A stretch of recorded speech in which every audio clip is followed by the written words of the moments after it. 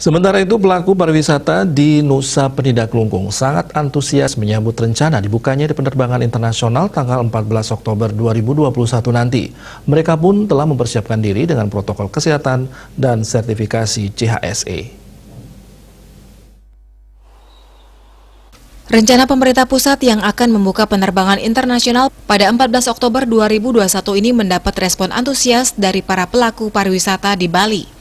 Tak terkecuali para pengusaha pariwisata di Kabupaten Klungkung, khususnya di Kepulauan Nusa Penida. Mereka sangat menanti hal tersebut karena sudah hampir 18 bulan merana tanpa wisatawan dan menanggung beban operasional yang tinggi.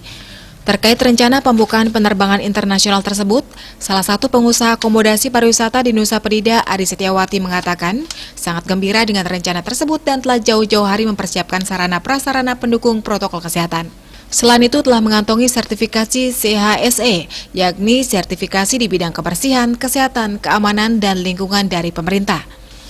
Sesuai dengan mekanisme CHSE, turis yang datang ke hotel pun kini wajib harus mengikuti alur pemeriksaan kesehatan terlebih dahulu dan di-tracing riwayat perjalanannya untuk memastikan mereka sehat.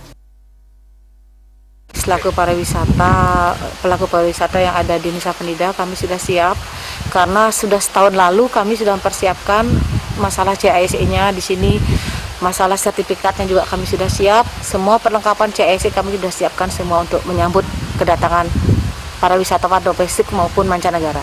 Kami selaku pariwisata sangat antusias, sangat berharap. Cuma ini masalah karantina yang terlalu lama, Pak. Jujur kami sedangkan waktu wisatawan untuk berkunjung ke Bali itu kan singkat. Sedangkan untuk masalah karantina ini 8 hari, kan sudah habis jadinya untuk wisatanya. Jadinya kayaknya kalau dalam waktu yang lama kan kurang gini deh kayaknya. Kurang sreg wisatawannya untuk berkunjung ke Bali. Untuk memastikan penerapan prokes bagi wisatawan yang berkunjung ke Nusa Penida, pengelola akomodasi pariwisata di Nusa Penida telah bekerja sama dengan tim Satgas COVID-19 untuk memastikan semua wisatawan taat terhadap penerapan prokes dalam aktivitas mereka. Riasa Bali TV.